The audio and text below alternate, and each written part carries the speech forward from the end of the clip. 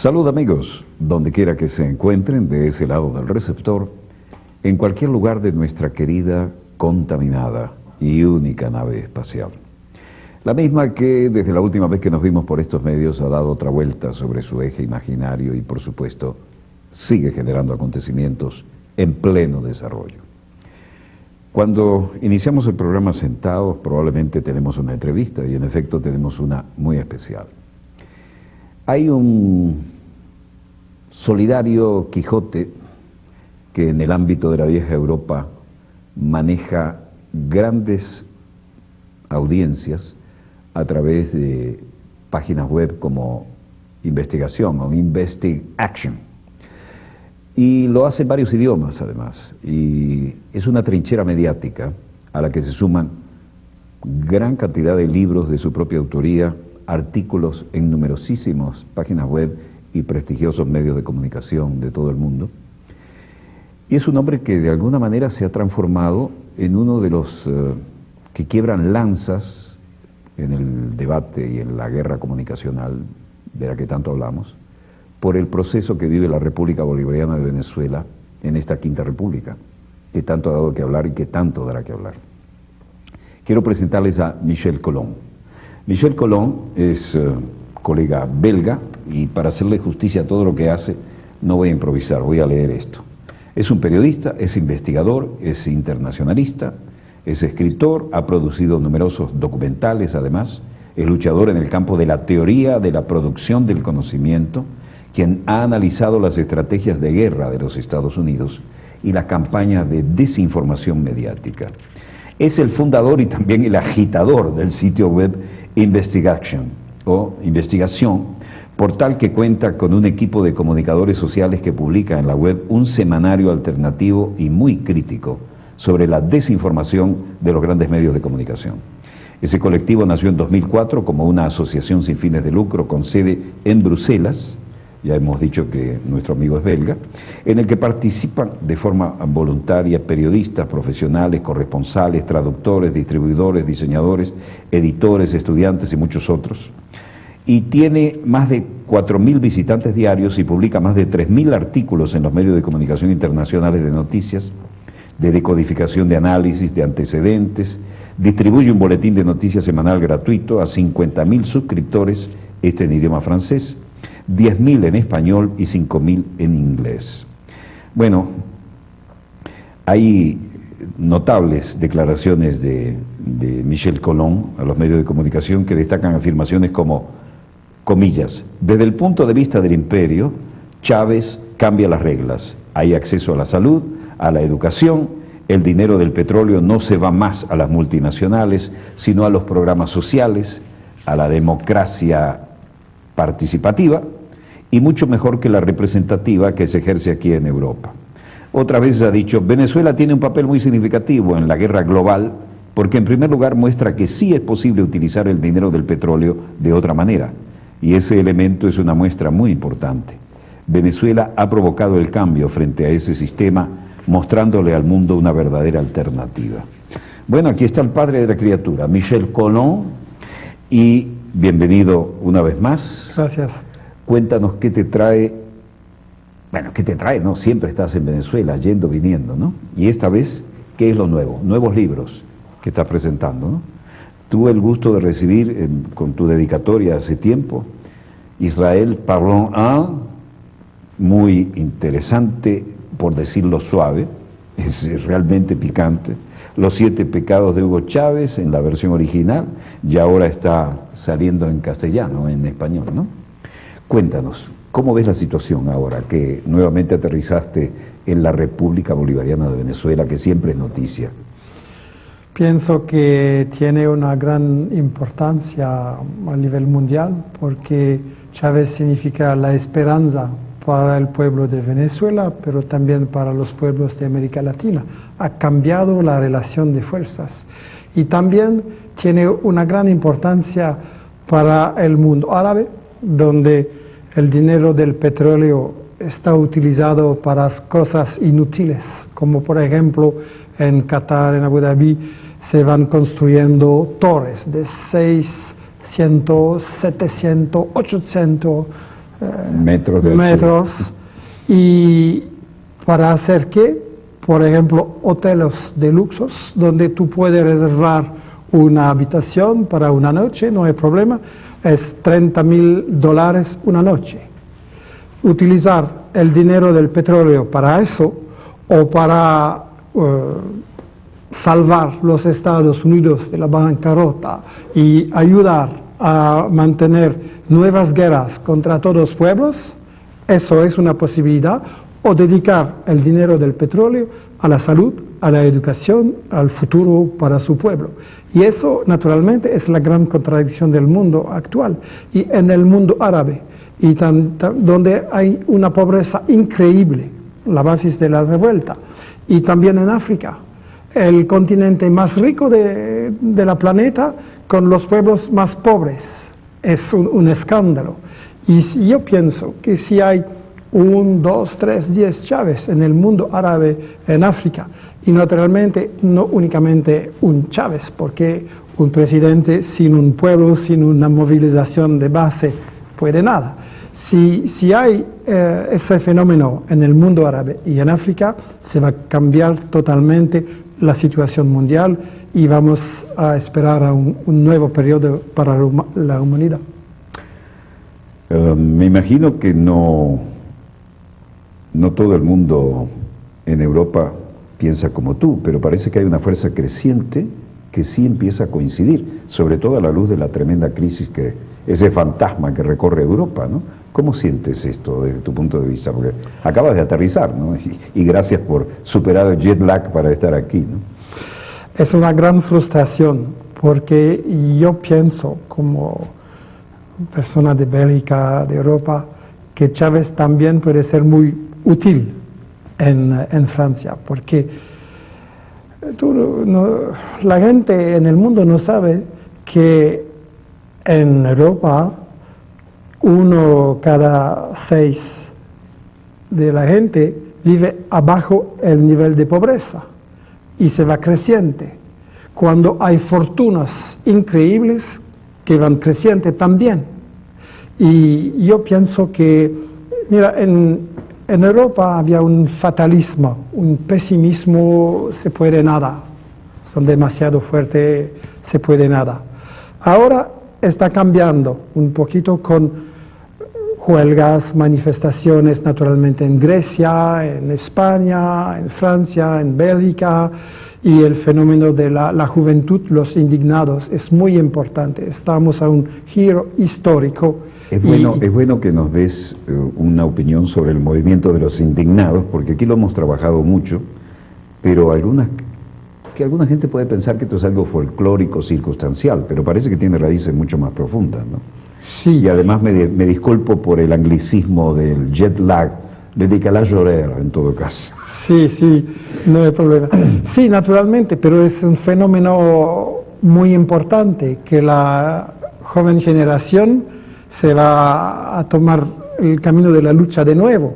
Los años 80 y 90 en Europa fue una catástrofe psicológica, porque en ese momento se dijo Thatcher y Reagan, there is no alternative, no hay una alternativa. El pesimismo frente al neoliberalismo fue realmente terrible.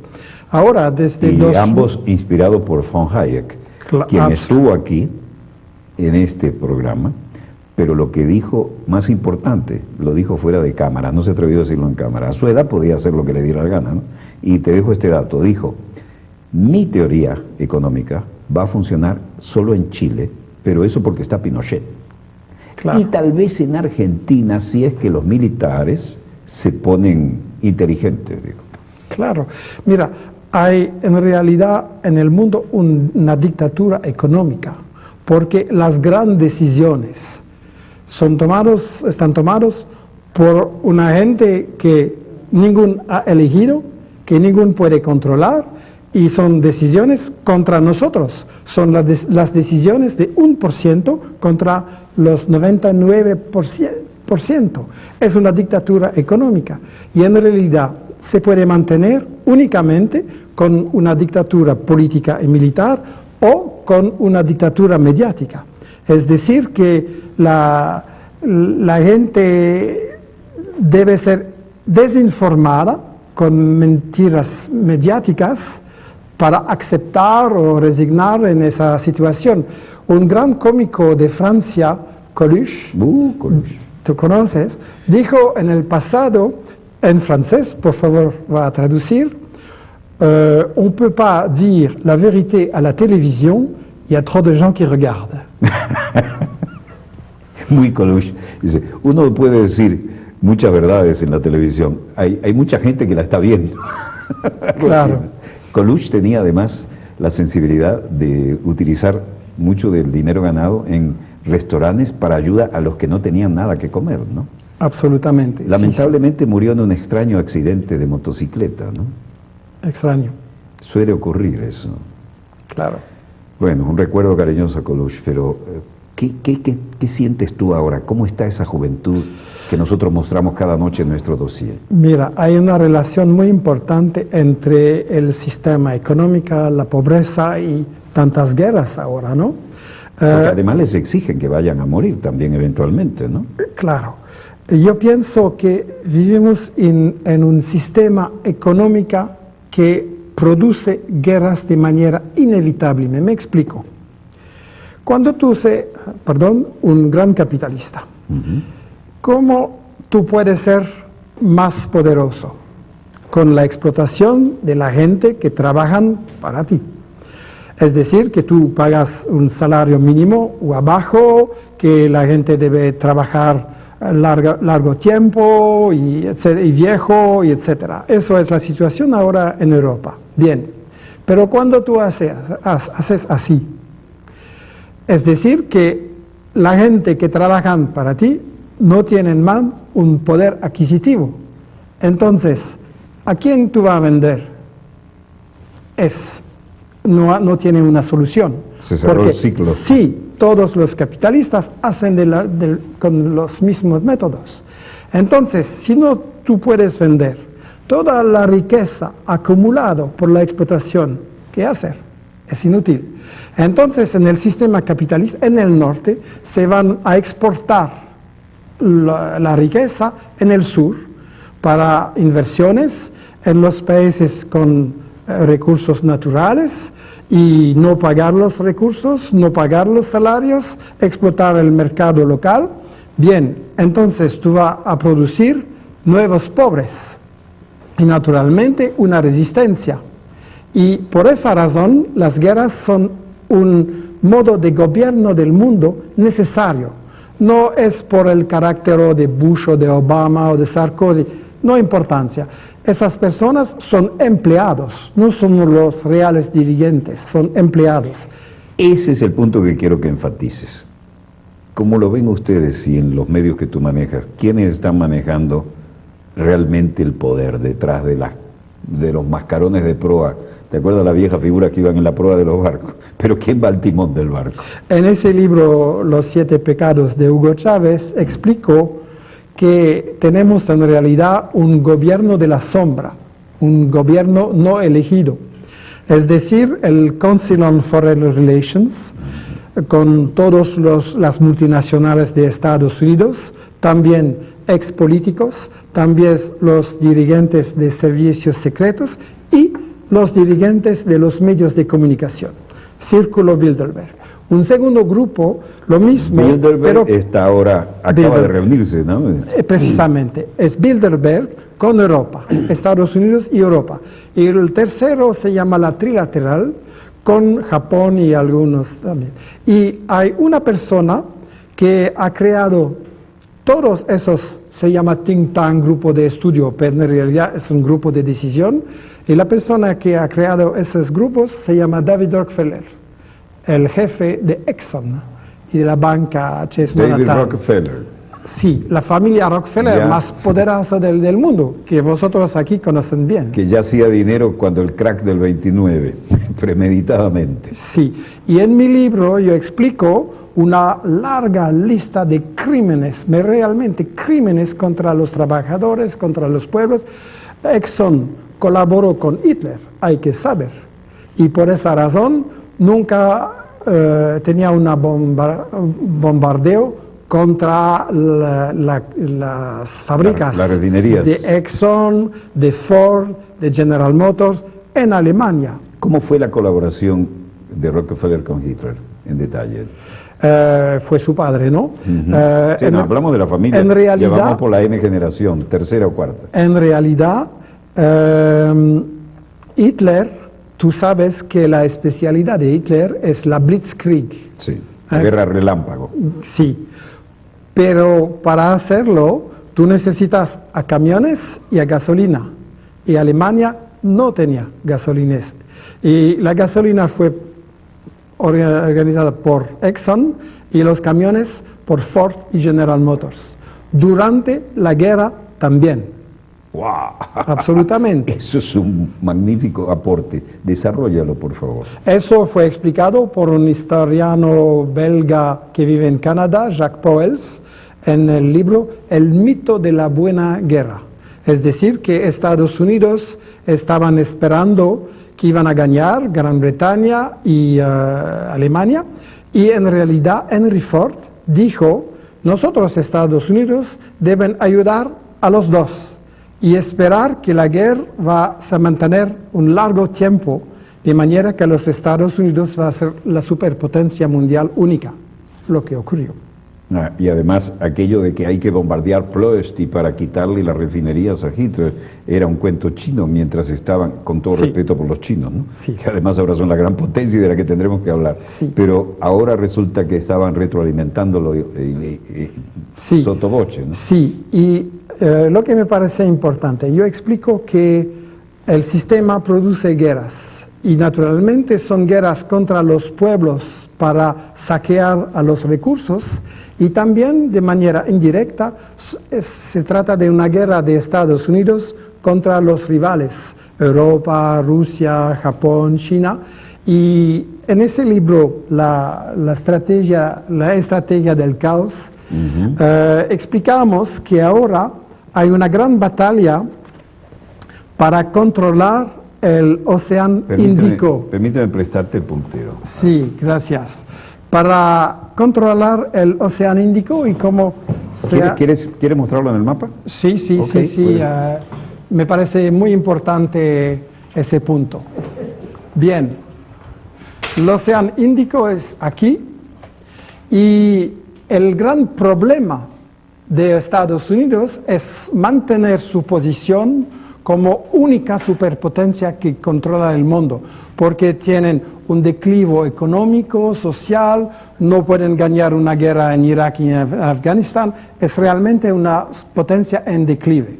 Entonces, el gran problema es la alianza de los rivales o de los vasales, como dice Brzezinski. Y el enemigo principal está aquí, la China, porque naturalmente es una potencia de resistencia con un gran potencial económico, político, etc. En Asia, el problema es impedir una alianza China, Rusia, Irán, porque si hay una alianza, es decir que toda la Asia va a ser un continente independiente, también Japón, también India, independiente, donde Washington nada más. Y también impedir la relación sur-sur entre China y África aquí, con un intercambio de recursos y ayuda de China, porque es una manera para África a escapar al chantaje del Banco Mundial, del Fondo Monetario Internacional, de las multinacionales de Francia, de Gran Bretaña y de Estados Unidos, escapar a ese chantaje y tiene un otro partenario. Bien, pero ahora estamos en una nueva fase donde 60% del comercio marítimo internacional pasa aquí, en el Océano Índico.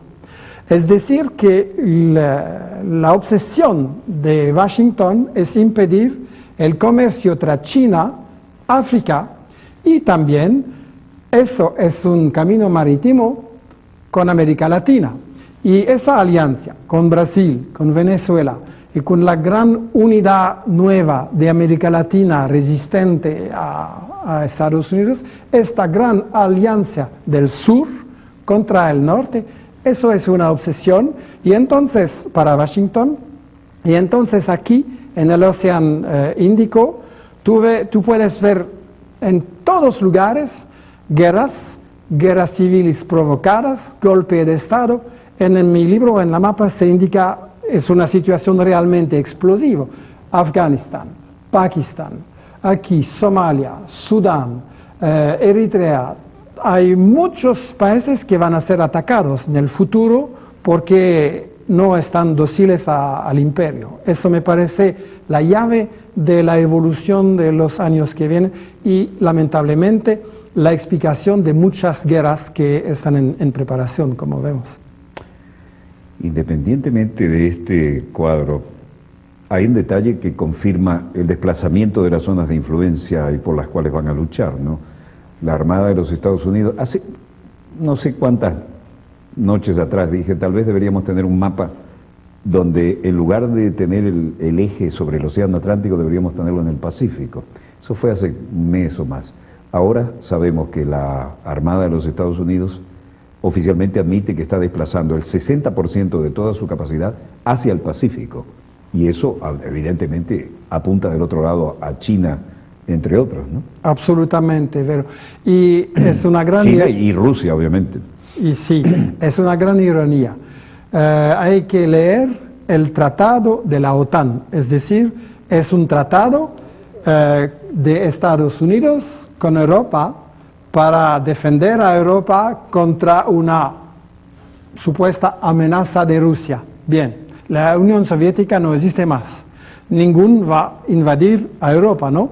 Bien, entonces la única conclusión es que la OTAN no tiene un motivo de existencia, hay que desaparecer. Bueno, sirve para desmembrar Libia y tratar de ir contra Siria. Pero al contrario, y eso fue lo que explicó en la guerra para destruir a Yugoslavia, los Balcanes. Aquí, sí, fue la primera guerra, fue un ensayo para imponer la OTAN como gendarme mundial. Primera guerra aquí, Europa, contra Yugoslavia. Segunda, Afganistán, el continente de Asia. Tercera guerra, Libia.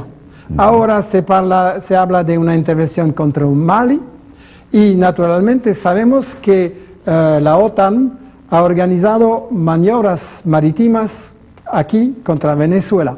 Es decir, que es el gendarme de las multinacionales, el gendarme y un factor muy agresivo a nivel mundial. Es realmente un peligro, ¿no?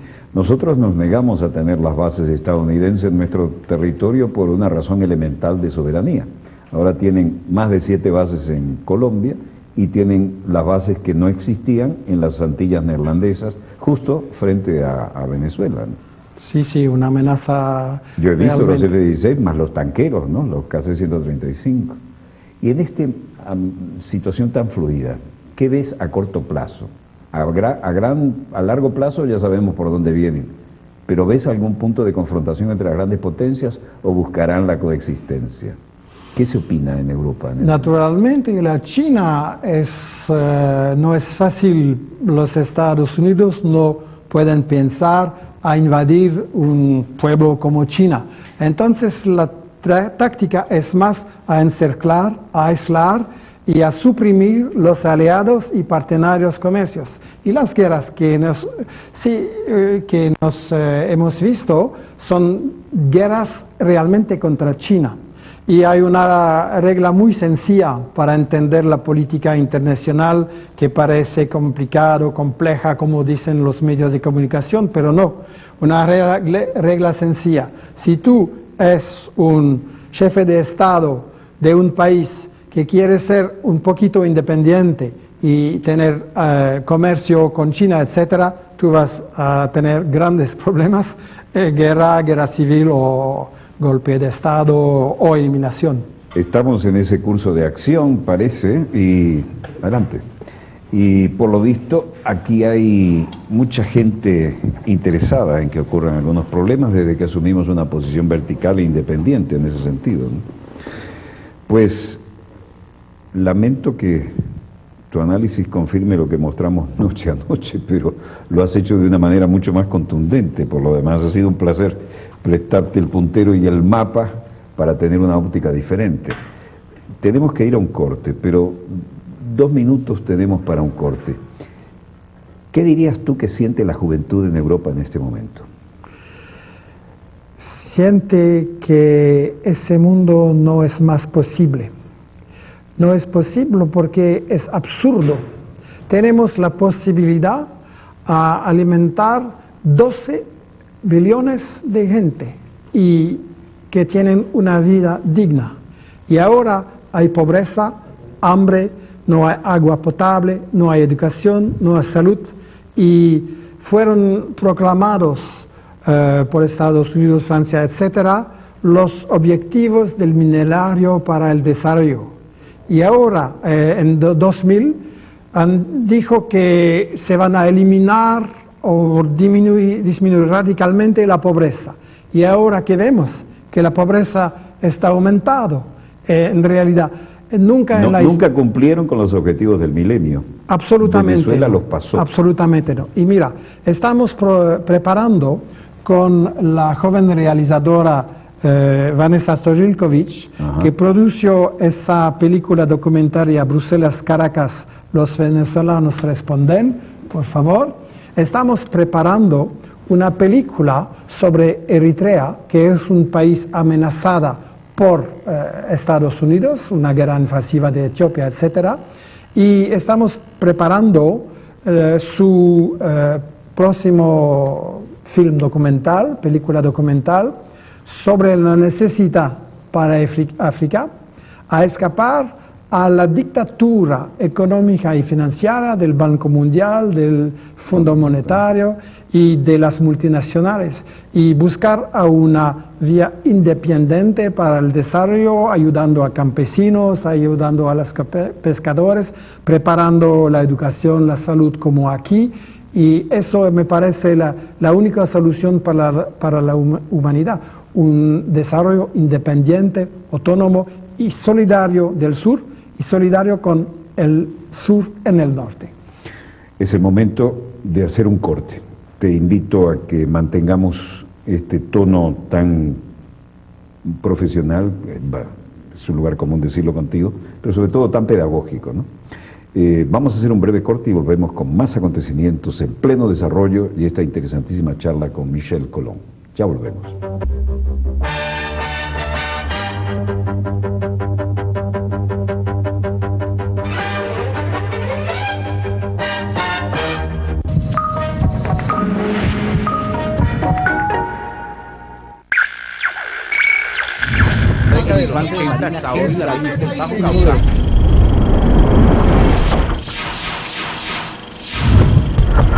Síguenos en @TelesurTV. Somos la señal informativa de América Latina, también en la web.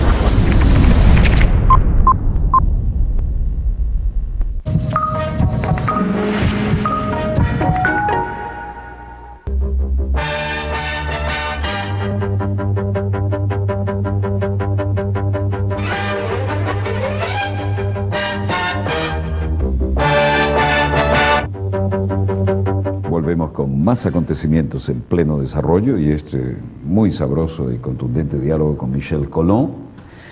Tenemos que agradecer al Ministerio del Poder Popular para la Cultura el hecho de que te hayan invitado a volver a tu querida Venezuela, ¿no? Sí, para tener charlas, para comunicar nuestra experiencia, y también es una ocasión para mí para aprender lo que hace aquí, sí, muy importante para mí. Bueno, tú sabes bastante de lo que ocurre aquí, pero te pones al día, porque la dinámica en Venezuela es tan intensa que hay que actualizarse, ¿no? Tú tienes aquí un tremendo libro que se llama La Estrategia del Caos.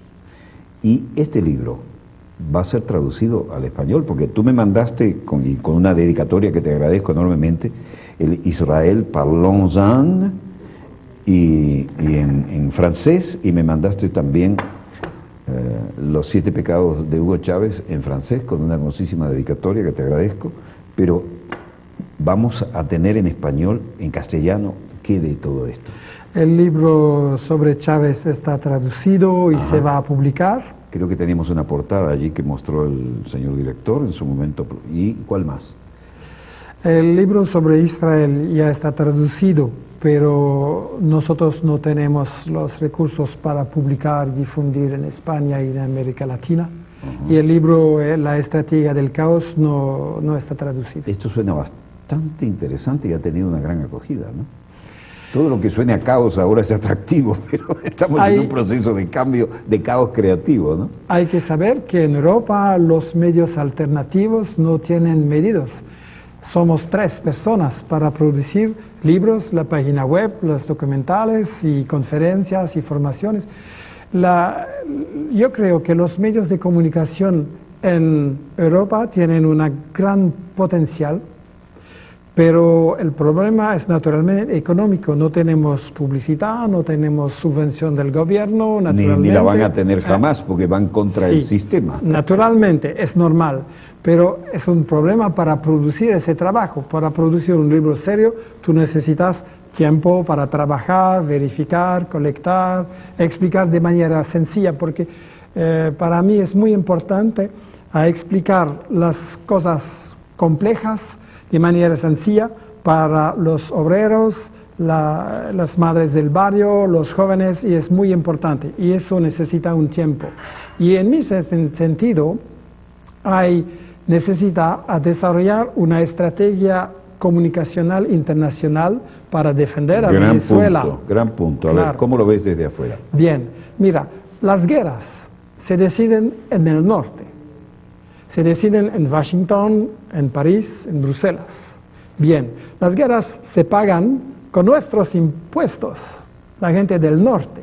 Los trabajadores deben pagar para bombas contra Libia, Siria, Afganistán, Irak, un desastre, y hay muchos otros objetivos. Eritrea, Argelia, Irán, Pakistán, Zimbabue, otros países, y naturalmente después América Latina también. Y entonces yo creo que en el norte hay un sur también. Hay trabajadores, hay pobres que pagan para guerras, y pagan porque están completamente desinformados. No hay un acceso, la gente no habla español, no puede ver Telesur. Para mí hay necesidad a traducir dossier también, para que podamos difundir, y naturalmente para nosotros es importante aumentar nuestros medios para comunicar. Internet, mira, en Europa tiene una gran capacidad, en el mundo árabe también, en África hay problemas de conexión, pero se va mejorando. Los jóvenes utilizan ahora los celulares para tener acceso no miran más a la televisión en Europa, pero tienen un acceso directo con Internet. Y en mi sentido, los medios del imperio tienen la plata, pero nosotros tenemos la gente.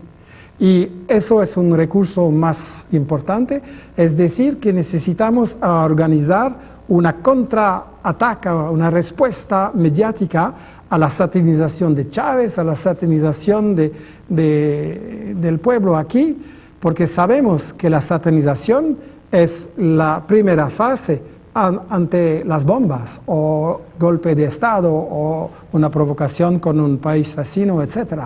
Y entonces hay que organizar una estrategia para coordinar la gente de aquí y la gente del norte para comunicar con Internet también en diversos idiomas. Hay necesidad de traducir al inglés, al árabe, al francés, al alemán, para impedir que nuevas guerras se van a decidir en el norte.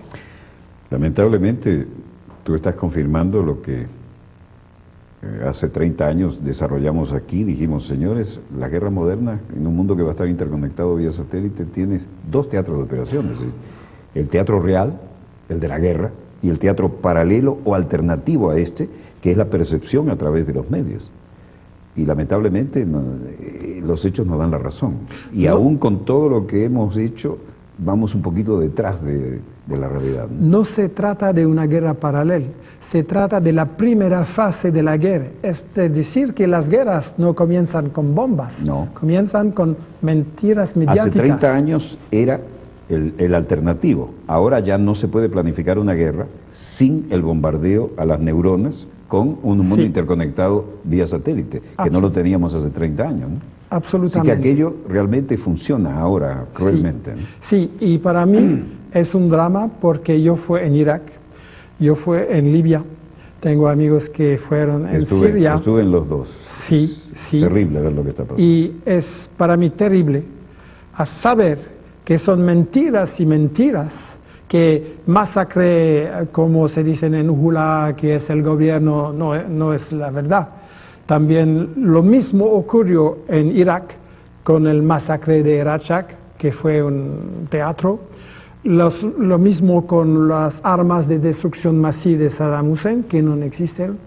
Y es un drama para mí a ver que la verdad existe y no se puede comunicar, y la guerra ocurre cada vez. Está cada bloqueado vez. Y totalmente. yo conozco a la gente abajo las bombas. Y sí, es un drama. ¿Te acuerdas el nivel de vida que tenían Irak y Libia? Era envidiable. Sí, la Irak tenía un nivel de educación y de salud más o menos como Europa. Y ahora, Pero la diferencia es que todo era gratis, lo pagaba el gobierno. Sí, pero el nivel de calidad muy alto, bueno. sí. Y en Libia también. Sí. En Libia, naturalmente, educación, salud, vivienda, una política progresista para los negros y los emigrantes de África, todo está destruida. Y los medios de comunicación del imperio hablan de esos países antes y durante la guerra, nunca después. Y hay que ver la situación en Irak, una catástrofe. La gente no tiene electricidad, no tiene gasolina, hay asesinatos de los científicos, es terrible. En Afganistán, el comercio de la droga es 10 veces más que ante la invasión, porque ese tráfico está organizado por la CIA. En Yugoslavia, el sistema de Tito de seguridad social completamente destruido. La medicina se vende con un tapeto en la calle y mercado la gente negro no puede. Paralelo. Sí, y en Libia ahora hay una purificación étnica de los negros, lo que no pueden fugir, están matados o torturados, es una situación terrible. Cuando todos los trabajadores africanos, los negros que salían con lo que podían, con su buen vehículo, porque permitía el nivel de vida de trabajo de Libia, por la frontera nos decían, son los libios que están huyendo. Diciendo, no, eso no son los libios. El que ha estado en Libia sabe que hay otro tipo del ciudadano libio. Eran los cientos de miles que estaban ganándose la vida en Libia, recibiendo mucha mejor paga que en su propio país. Absolutamente. Es la guerra mediática que transformó. Hay que decir que la OTAN ha organizado una alianza con la mafia y con los peores racistas y criminales en Libia, en Yugoslavia, en Afganistán.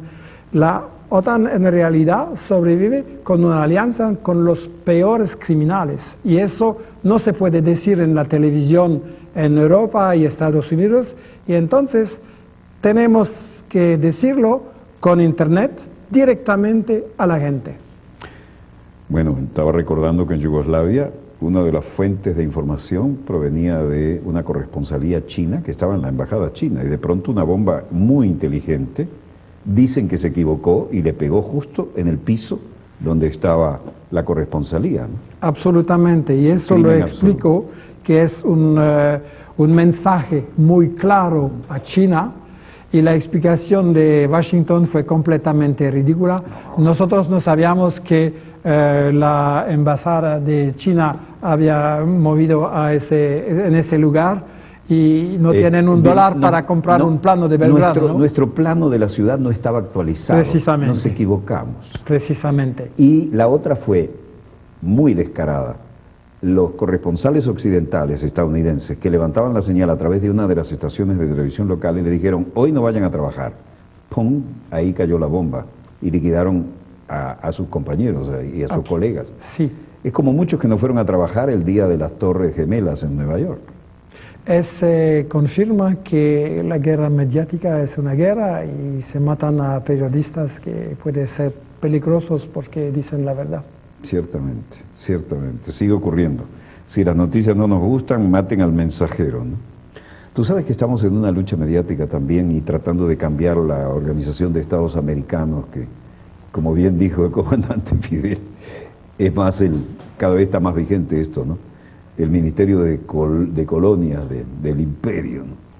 Y hoy ha habido una lucha porque además se está revisando el Tratado Interamericano de Asistencia Recíproca, que es una rémora de la Guerra Fría, ¿no? Y hoy tuvimos precisamente la noticia de que países como, te voy a decir exactamente lo que me acaba de llegar, es decir, Ecuador, Nicaragua, Venezuela y el Estado Plurinacional de Bolivia han dado aviso en medio de la cumbre que se retiran del Tratado Interamericano de Asistencia Recíproca. Hay que dar un preaviso de 1 año más, pero ya no van a participar. Otros más o menos están en la misma línea, pero esto ya es algo impensable, ¿no? Y tenemos justamente una conexión que nos dijeron que ya está lista de lo que declaraba hoy, en medio de esa melange, el ex canciller y embajador representante permanente de la OEA, Roy Chatterton, quien se refería, mientras él hablaba sobre esto y fundamentaba, esa frase histórica que dijo el compañero Evo, ¿no?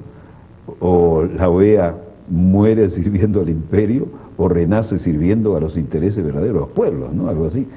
Me parece que es de acuñación histórica. Y en ese momento en que hablaba nuestro representante, empezaron a retirarse aquellos que están siempre en la vieja línea del eje de la hegemonía en Washington, ¿no? Te invito a ver lo que estamos recibiendo hace apenas minutos y creo que lo tenemos listo. Si está listo eso, señor director, vamos a proceder a mostrar la posición de Venezuela en la Organización de Estados Americanos hace apenas un tiempito. ¿La tiene disponible? Veamos. Voy a ofrecer la palabra al jefe de delegación de Venezuela, embajador ante la OEA, Chatterton. Usted, embajador, tiene la palabra. Gracias, señor presidente. Bueno, en primer lugar, quiero ofrecer el apoyo de nuestra delegación a este proyecto de resolución tan laboriosamente trabajado por el equipo, dirigido por el embajador de México, que se nos ha revelado, o al menos a mí porque no lo conocía, como un artífice diplomático y jurídico que ha logrado consensos y encuentros donde parecía imposible. Así que felicitaciones al señor embajador de México y a todos los que participaron de buena fe en esa reunión.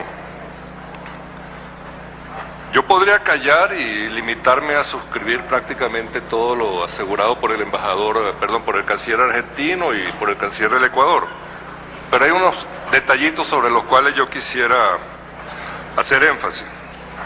En primer lugar, mi mamá me enseñó que una persona educada recibe las cartas, responde las cartas que recibe.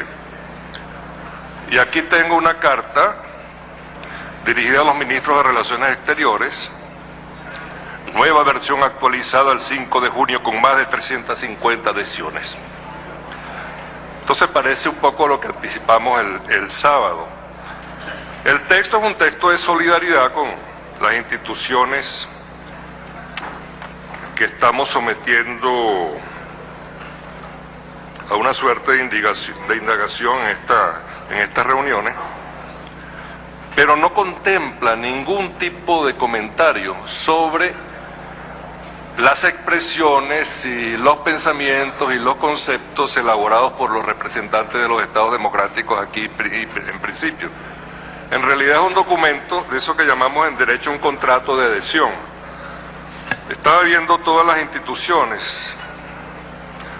Por sorteo, por ejemplo, podría escoger una, CEGIL. ¿Cuánto tiempo tiene la señora directora de CEGIL al frente de esta institución? ¿20 años? Quizá me desmienta, me diga que solamente 19 o 17. ¿Quién le paga? ¿Quién la elige? ¿A quién rinde cuenta?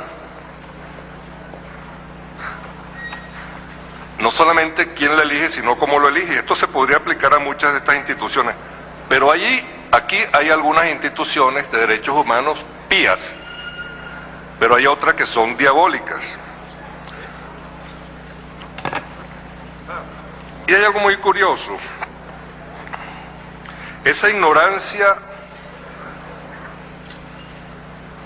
de las opiniones vertidas por los representantes de los estados democráticos los coloca en una condición de autistas institucionales.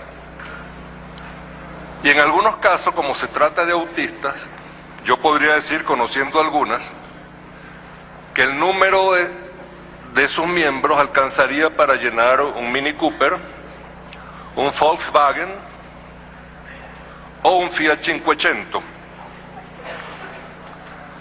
Pero bueno, allá ellos con su conciencia y allá ellos, algunos de ellos con su vicio de ir a Washington todos los años, varias veces a recibir su mendrugo verde. Pero hoy debo hacerle un reconocimiento a la CIDH. La CIDH es un reflejo fiel de la imagen de la justicia. La justicia es ciega, también la CIDH. La CIDH tiene atributos adicionales. La CIDH es sorda y muda. Sorda ante los reclamos y muda ante las respuestas exigidas.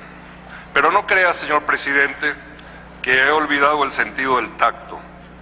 Esta institución interamericana, al no reaccionar frente a gravísimas violaciones de derechos humanos en nuestro continente, actúa como si hubiese sido objeto de uno de los más graves asaltos sobre la dignidad de la persona humana, ocurrido en un campo de concentración en nuestro continente. Me refiero al aislamiento sensorial traducible en una suerte de autismo institucional. Continuamos con el autismo. La CIDH no es ni independiente ni autónoma. De hecho, responde selectiva y discriminatoriamente en contra o en favor de estados parte del sistema interamericano de derechos humanos. Bajo la desastrosa e interminable dirección de su actual secretario ejecutivo, la credibilidad de la CIDH se ha ido desmoronando año tras año, error tras error, omisión tras omisión. En su literatura oficial se vanaglorian de ser autónomos e independientes, pero no lo son. No solo porque no hay norma que establezca esto, sino porque los candidatos a comisionados, tomados de la mano de sus embajadores, recorren cancillerías o sedes de embajadas o misiones en procura de respaldo a sus candidaturas, y la votación por uno u otro es decidido por los gobiernos, generalmente en un intercambio de apoyos de acuerdo con sus intereses respectivos. La gestión del secretario ejecutivo ha terminado por hacer de los comisionados figuras decorativas que acuden a Washington 2 o 3 veces por año para revisar casos sustanciados previamente por una burocracia jurídica politizada, la burocracia internacional. Detrás de la destrucción de la solvencia moral de la CIDH se oculta una mafia de expertos en derechos humanos formados especialmente en la American University de Washington por el ciudadano de los Estados Unidos de América, Claudio Grossman, quien hoy cumple funciones sobre el tema en las Naciones Unidas en Ginebra. Aparte de esto, el tema de los derechos humanos exhibe un inventario de tratamiento indistinto de causas justas o fraudulentas. Las justas, bienvenidas sean. Las fraudulentas tienen que ver con la intención política de estados fuera del sistema, con el apoyo de aliados dentro del sistema para servir de tribunal de inquisición contra países preseleccionados. Si son de izquierda, mucho mejor. Junto a esto, la banalización de las denuncias con atención súbita y preferente a organizaciones o personalidades enemigas y desestabilizadoras de gobiernos progresistas y el correspondiente pronunciamiento sin esperar el agotamiento de las instancias internas, y por otra parte la proliferación de bufetes de abogados que han descubierto el gran negocio de las indemnizaciones a las víctimas o sus familiares. Bueno, Roy Chatterton haciendo una de sus contundentes declaraciones, un hombre que ha estado al frente de todas las más importantes embajadas, ha sido canciller y ahora nos representa muy dignamente desde la izquierda cristiana en la Organización de Estados Americanos. ¿Qué te parece esa melange de la OEA en este momento que se cae a pedazos y donde países tan importantes como el que acabo de mencionar deciden irse. Previo, me acaban de informar, y cortesía de la ministra Nancy Pérez también, que hay una traducción de ¿no? Sí, sí está traducido. De Chávez. Se prepara Ahora, la publicación. El presidente, comandante Chávez, nos está viendo, como de costumbre nos honra con su audiencia, y te manda a decir que quiere tener su dedicatoria, es decir, en un ejemplar que le hagas llegar, que se lo dediques, y que le dediques también la estrategia del caos. Ahora, me temo que la estrategia del caos va a haber que hacer la cuñita aquí para que lo traduzcan también al español, ¿no? Al castellano, perdón, porque me parece que esto merece el esfuerzo, ciertamente. Va a ser difícil que te niegues a esta solicitud de la cadena de mando. No puedo resistir. Es un pedido al cual no te puedes resistir. Dime una cosa, ¿cómo ves tú esta amenaza de la OEA en este momento?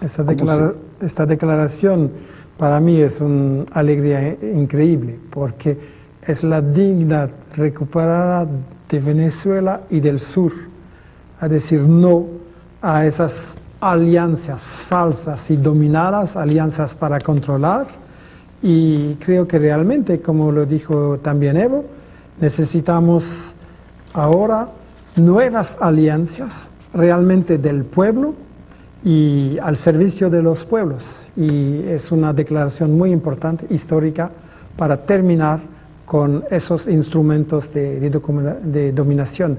Hay que terminar también con el Banco Mundial, con el Fondo Monetario y esos instrumentos de falsificación y de dominación. Alegría. Aleluya. Pero tú tienes además, para quienes quieran, me imagino que quedó medio mundo enganchado con la explicación que nos hiciste en el mapa, tienes un evento organizado por la ministra Nancy Pérez, a quien saludamos, nuestra televidente realmente importante al mando del Ministerio de la Mujer, y tienes acá un programa, ¿no? Vas a hablar, dice, mentiras de los medios en el caso venezolano, con la participación del periodista investigador de Bélgica, Michel Colón, 7 de junio de 2012, lugar, Salón Bicentenario, Hotel Venetur Alba, Caracas, a las 14, a las 2 de la tarde, ¿no? Creo que tengo por aquí otro afiche de Mi Mujer. Mi Mujer y sus entes adscritos se invitan a la participación en la conferencia Mentiras de los medios en el caso venezolano, con la participación del periodista e investigador de Bélgica, Michel Colón, fecha 7 de junio del 2012, lugar Salón Bicentenario, Hotel Venetur, Alba, Caracas, a las 2 de la tarde, 2 p.m. Bueno, parece que vas a tener una gran audiencia ahí, porque como aquí todo el mundo ve dossier, y parece que, bueno, el presidente, como de costumbre, nos honra con su audiencia, y no te olvides, vaya a cometer el error político de no dedicárselo, porque esto es un libro espectacular y merece una traducción, y cuanto antes mejor, ¿no? Y ciertamente la cadena de mando ha solicitado que se lo dediques. Nos quedan, ¿cuánto, señor coordinador?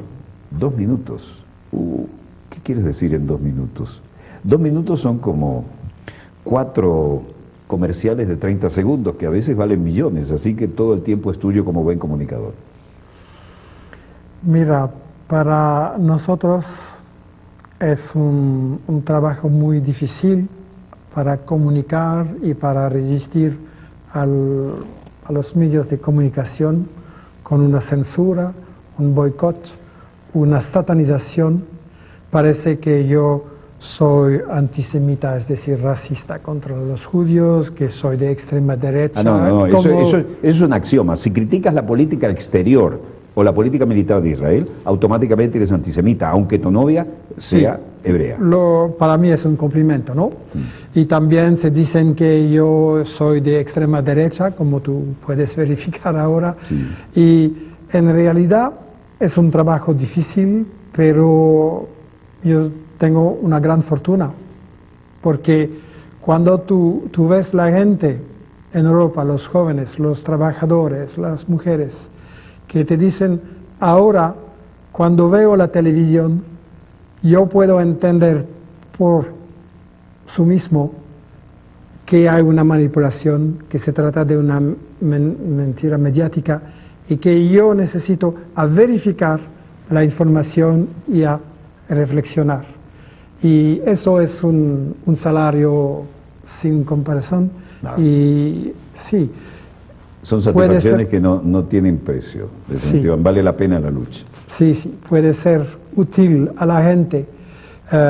Como dijo el filósofo francés Jean-Paul Sartre, la libertad de información y de opinión no es la libertad del periodista para hablar lo que piensa, etc. No, la libertad de información es la libertad de la gente, de los trabajadores en la fábrica, de las madres, de los jóvenes, de la gente en la calle, que necesitan a saber lo que pasa, que necesitan a entender lo que pasa y de esa manera puede decidir si van a apoyar, si van a cambiar de política, pueden decidir de su futuro. Y ser útil en ese sentido es naturalmente, sí. No, definitivamente, eso es una de las grandes metas a lograr, ¿no? ¿Cómo te enteraste de Dossier? ¿Qué pasa con Dossier en Europa? Ahora únicamente la gente que conocen a Venezuela, que pueden hablar castellano, pueden utilizar. Y yo pienso que es una emisión interesante y muy importante y que necesitamos traducirlo con subtítulos, etc. Nuestro equipo de 3 personas no tenemos los recursos, pero hay que buscar para gente, para cooperar, que sí, el mundo puede utilizar. Y nuestro equipo de 8, que nadie puede creer que somos los que hacemos 8 y este servidor, 1 hora completa, en vivo y en directo, sin libreto, sin teleprompter, tampoco tiene la capacidad de hacerlo, pero realmente esto lo están demandando de diferentes partes del mundo. Hemos penetrado en Australia, en Japón, lugares insólitos, China, en todo lo que era la Rusia soviética, ahora la Federación Rusa, y en todos lados están solicitando, los que no hablan el idioma, aprovechen esto, me están diciendo la verdad. En Europa, mucha gente que vivía aquí se fue y dice, lo que aquí nos mienten todos los días, ustedes lo están diciendo que es lo que nosotros comprobamos, pero tenemos que apoyar eso y poder romper la barrera idiomática, ¿no? Yo felicito la labor que estás haciendo con un mínimo equipo como lo hacemos nosotros y te deseo el mayor de los éxitos porque es nuestro éxito. Te dejo para que te despidas de nuestra audiencia. Tú puedes saludar ahora a nuestra audiencia y cerrar el programa. Muchas gracias a tu, Walter, y a los venezolanos. Es una experiencia muy enriquecedora. Bueno, y lo que aprendemos de los venezolanos es muy, muy importante para nuestro futuro, porque, como yo dijo, en Europa había pesimismo, fatalismo, no se puede luchar, y con el ejemplo de Venezuela hay una alternativa, y eso es un tesoro, ¿no? Que así sea. Michel Colomb, otro rebelde, otro romántico, otro que rompe esquemas. Lo hemos tenido hoy en este especial de Dossier, que estaba, como de costumbre, rompiendo también la programación que estaba prevista, pero no lo podíamos dejar escapar sin que nos declarara y nos demostrara cómo se ve a la República Bolivariana de Venezuela en las latitudes del viejo continente. Volveremos mañana, Dios mediante, cuando nuestra querida, contaminada y única nave espacial haya dado otra vuelta sobre su eje imaginario y estemos aquí para contarles, Dios mediante, la pequeña gran historia de las próximas 24 horas. Donde quiera que se encuentren de ese lado del receptor, gracias por permitirnos estar allí con ustedes. A nombre del equipo Dossier, les habló Walter Martínez. Disponga usted de las cámaras, señor director.